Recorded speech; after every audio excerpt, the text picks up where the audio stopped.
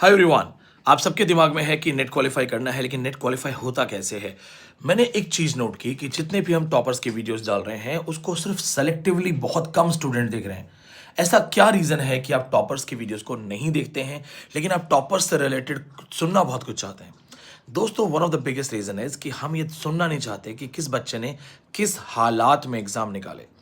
Point is, अगर तुम actually champion हो, चैंपियन बनना चाहते हो, तो हर एक टॉपर की कहानी सुनो, क्योंकि न जाने किस टॉपर की कहानी तुम्हारी तरह है।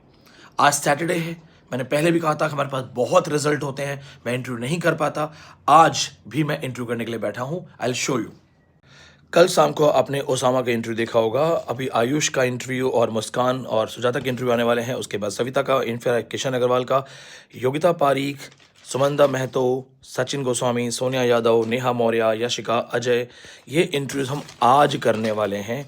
आसफा परवीन, अभिषेक, अर्पिता, उर्मी, बैद्यनाथ पासवान, ये इंटरव्यू आज के लिए लाइंड अप है, आज के लिए, क्योंकि एक बार में मेरी एक सेटिंग में मैं 8 से 10 इंटरव्यू कर पाता हूँ, 15-15, 20-20 मिनट के।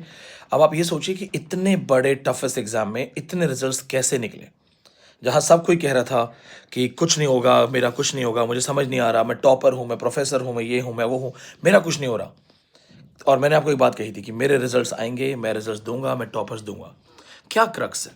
तो पहली बात, UGC net English is one of the toughest exam. ये टफेस्ट है, जानते हो क्यों? सिलेबस बहुत बड़ा है। आपके फ्रेंड्स बोलते होंगे कि यार कहानी ही तो है, कविता ही तो है, तुम लोग कहानी पढ़ते हो, ड्रामा पढ़ते हो, नॉवेल पढ़ते हो, इतना आसान है। लेकिन वो ये नहीं जानते लिंग्विस्टिक के क्वेश्चन कहाँ से आते हैं, कल्चर स्टडीज के क्वेश्चन कहाँ से आते हैं।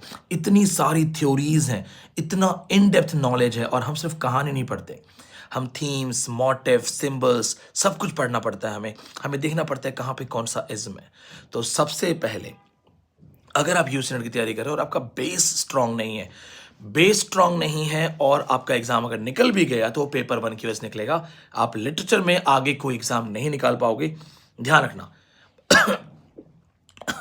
बहुत सारे बच्चों को क्या लगता है, मैंने यूजी नेट निकाला है, अब मैं पीएचडी एंट्रेंस में निकाल दूंगा, अब तो मैं स्टेट पब्लिक सर्विस कमीशन निकाल दूंगा। नहीं, कई बार आप पेपर 1 की वजह से क्रैक कर देते हैं। तो आप हर हाल में, चाहे आप नेट जेआरएफ टॉपर क्यों ना हो, अपने लिटरेचर पे काम करो, अपने लिटरेरी स्किल्स पे काम करो, बेसिक्स पे काम करो। बहुत सारे नेट क्वालिफाइड टॉपर्स मेरी क्लास में ऑफलाइन बैच में आते हैं, क्योंकि वो समझ जाते हैं कि स्टेट पब्लिक सर्विस कमीशन निकालना है या लाइफ में लिटरेचर को साथ लेके चलना है तो ढंग से पढ़ना है। इसीलिए quality education, I believe in quality education. और मैं तुम्हें एक ही बात कहूंगा, बहुत अच्छे से इन डेप्थ लेवल पे पढ़ो। सरफेस लेवल पढ़ने से, रट्टा मारने से या कुछ टेस्ट सीरीज खरीद लेने से एग्जाम नहीं निकलेगा।